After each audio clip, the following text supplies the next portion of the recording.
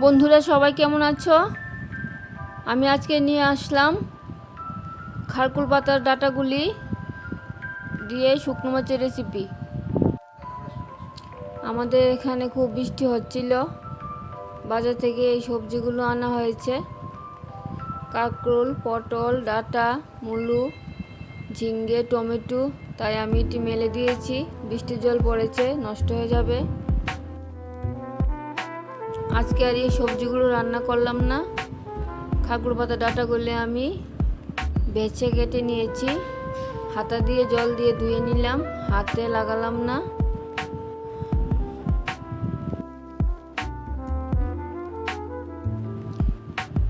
হলুদ লবণ দিয়ে একটু সিদ্ধ বসিয়ে দিলাম। কি কি লাগবে সবগুলো রেডি করে নেব। রসুন, পেঁয়াজ, কাঁচা লঙ্কা নিয়ে নিয়েছি, একসাথে পেস্ট করে নিলাম।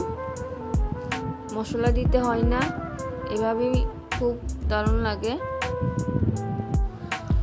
কালারের জন্য কাশ্মীরি লাল মরিচের গুঁড়ো, হলুদ, লবণ পেস্টের সাথে নিয়ে নিলাম।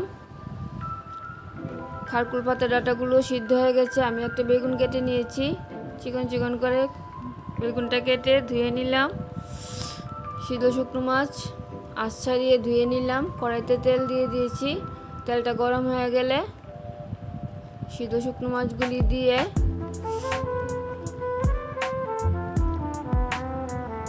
রসুন, পেঁয়াজ, কাঁচা লঙ্কা পেস্টটা দিয়ে দিলাম। শুটকি মাছটা হালকা আঁচে ভাজা করতে হবে, নাহলে পুড়ে যাবে।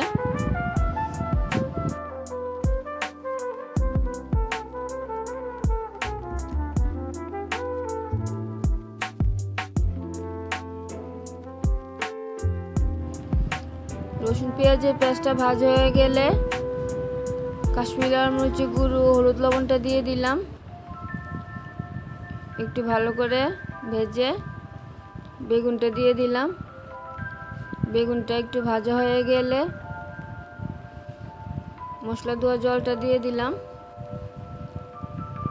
ভালো করে কষিয়ে খারকুল পাতার ডাঁটাগুলি দিয়ে লবণ দিয়ে ঢাকা দিয়ে রাখবো। লবণটা আমার স্কিপ হয়ে গেছে, অল্পই লবণ দিয়েছি, কারণ আমি আগে সিদ্ধ করার সময় লবণ দিয়েছিলাম।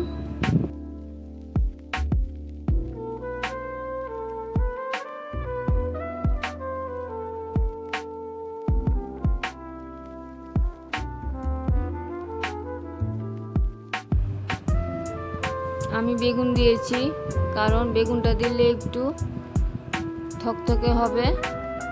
আপনারা চাইলে কাঁঠালের বিচি দিতে পারেন, আমার কাছে কাঁঠালের বিচি ছিল না।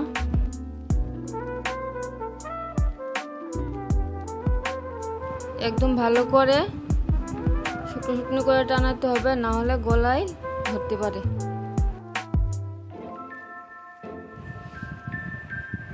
সত্যি অসাধারণ খেতে লাগে খারকুল পাতার ডাঁটা। আপনারা বানিয়ে খেয়ে দেখবেন। রেসিপিটা ভালো লাগলে লাইক, কমেন্ট, শেয়ার করবেন, আর আমার চ্যানেলটাকে সাবস্ক্রাইব করে পাশে থাকবেন।